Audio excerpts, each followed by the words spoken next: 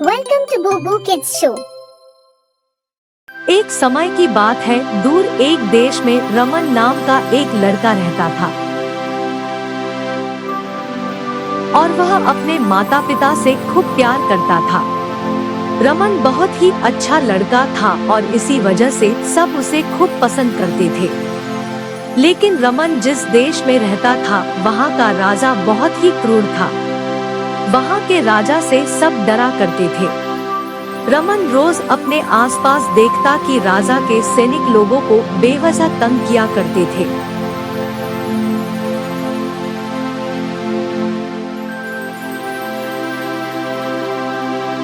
ऐसे में वह अपने पापा से पूछता है, पिताजी, ये लोग हमेशा दूसरों को तंग करते हैं। इन्हें रोकने वाला कोई नहीं है क्या? रमन, देख नहीं रहे हो बेटा, मैं अभी काम कर रहा हूँ। अभी तुम चलो जाओ, हम इस बारे में बाद में बात करेंगे।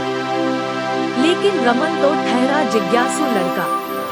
अगर उसे कुछ जानना हो तो वह कुछ भी करके जान ही लेता।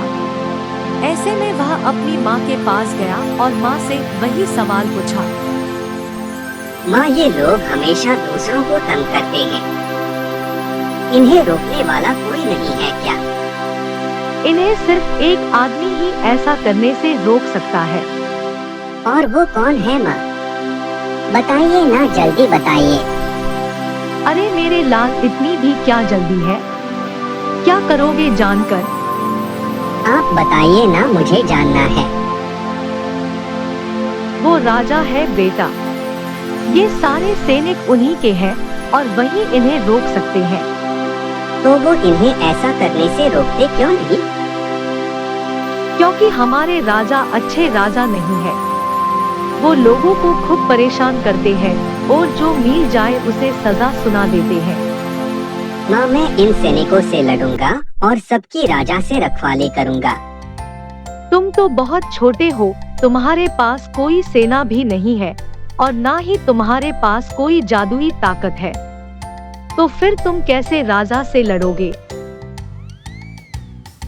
माँ की ऐसी बातें सुनकर रमन निराश हो गया और मन ही मन सोचने लगा कि ऐसा क्या है जो मैं कर सकता हूँ।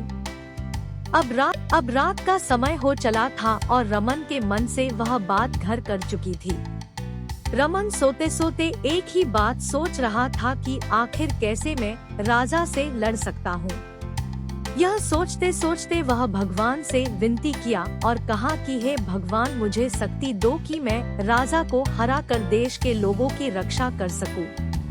नींद में रमन को एक सपना आया। सपने में एक परी आई और उसने रमन से कहा, रमन, तुम्हारी प्रार्थना भगवान ने सुनी है और उन्होंने तुम्हें राजा से लड़ने के लिए ये तलवार दिया है। जब तक तुम्हारे पास ये तलवार है तुम्हारी ताकत बढ़ जाएगी और तुम्हारा कोई कुछ नहीं कर पाएगा। रमन की सुबह नींद खुली और उठते ही उसने सबसे पहले अपना पूरा घर खोजा। वह अपने घर का एक एक कोना खोजने लगा, लेकिन उसे वह तलवार कहीं ना मिली। ऐसे में थक हार कर रमन बैठ गया। बैठे बैठे वह सोचने लगा, क्या वह बस एक सपना था या ऐसा सच में हुआ था? अचानक रमन को याद आया कि घर में ऐसी एक जगह बची है जहां उसने अभी तक नहीं देखा है और वह था बिस्तर के नीचे।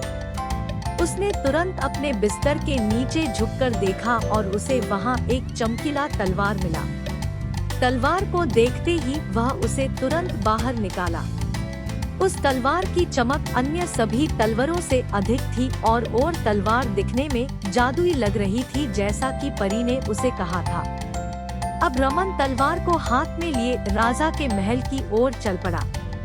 रमन के हाथ में वह तलवार देख सब चौंक गए और सब रमन के पीछे पीछे राजा के महल की ओर जाने लगे।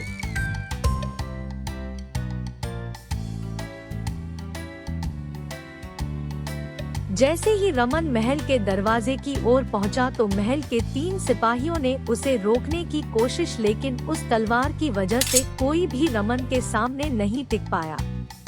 अब रमन महल के अंदर जा पहुंचा और राजा को सीधा चुनौती दिया।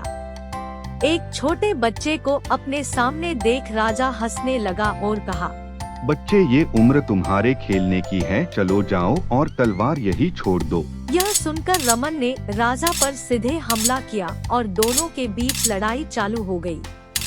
दोनों के बीच की वह लड़ाई सारी जनता खड़े होकर देख रही थी। सबने देखा कि रमन, एक छोटा बच्चा, कितनी बहादुरी से राजा से लड़ रहा है और अंत में उस तलवार ने अपना कमाल दिखाया और रमन ने उस राजा को हरा दिया। अब उस देश का राजा रमन बन चुका था। रमन से राजा और उसके सैनिकों को कड़ी सजा दी। अब सब रमन के देश में खुश रहने लगे और रमन खुशी खुशी अपने देश में राज करने लगा।